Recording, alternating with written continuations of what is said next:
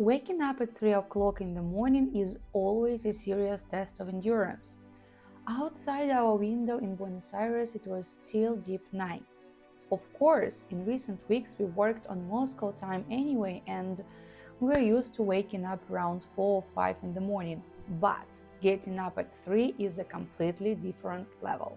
We quickly grabbed our small suitcases, went down to the street and headed to the meeting point. And here the first surprise of the day awaited us. Our names were missing from the official bus boarding list again. Oh my god.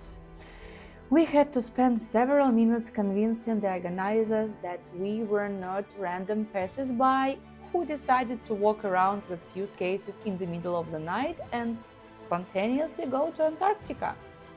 Fortunately, the coordinators quickly sorted out the paperwork, found our names and seated us in the empty places. So, we reached International Airport in less than an hour. The organization of the entire trip was impressive from the very first minute. Representatives of the Atlas company stood literally in a live chain every 5 meters in the terminal, showing us the direction. We received our boarding vouchers right on the bus, so we bypassed the general lines, quickly passed security control and reached our gate. This was a special charter flight intended only for members of our polar expedition. And many Americans gathered around us, of course. They talked to each other incredibly loudly, clearly and expressively as if taking an international English exam. So, looking at them, I immediately remembered my school years when I took a listening test. There, speakers spoke at the speed of light while I tried to squeeze out at least a couple of words. So yeah, good time. The flight south across all of Patagonia took a little less than 4 hours, and soon our plane landed in Ушуайю, the southernmost city on our planet.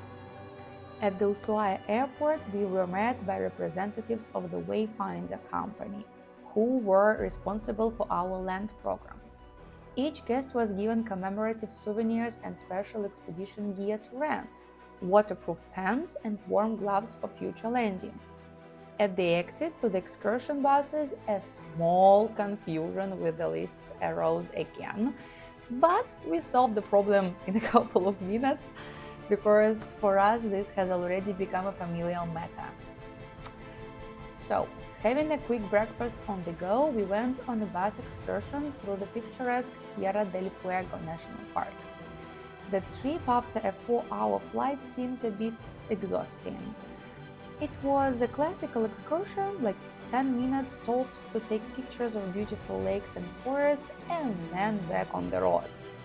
By 2 o'clock in the afternoon, we were very hungry, like starving.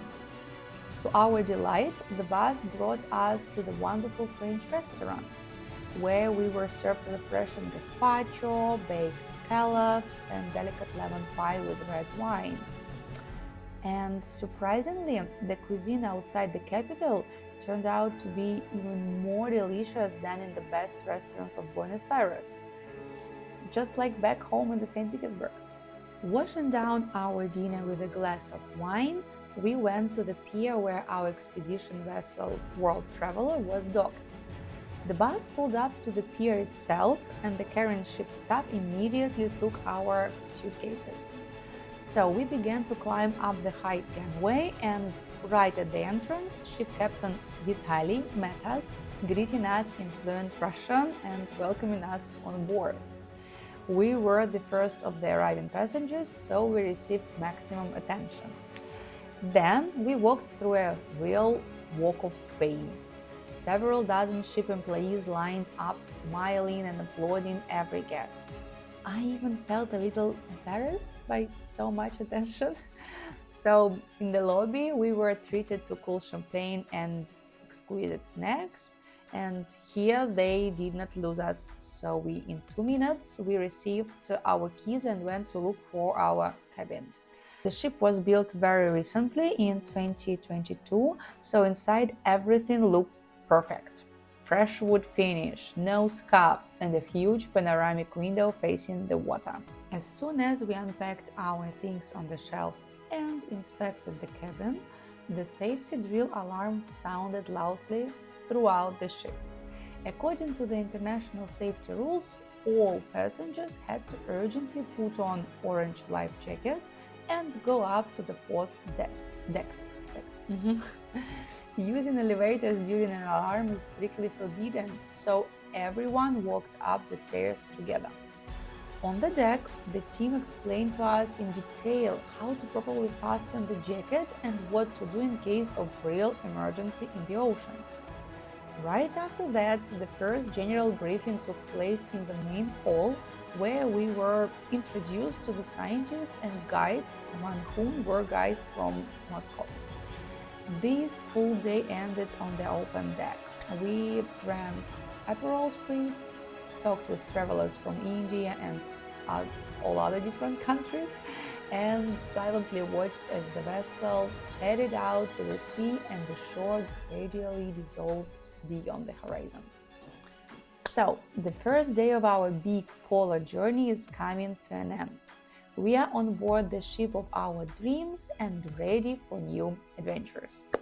So, our first day of travel is over. In the next episode, we will enter the famous Drake Passage, pass the environmental briefing, and fit our polar boots. So the list of the 10 most interesting English words from this episode is waiting for you in our Telegram channel. The link is in the description below the video. Go check it out, subscribe, and learn with us. And see you in the next video.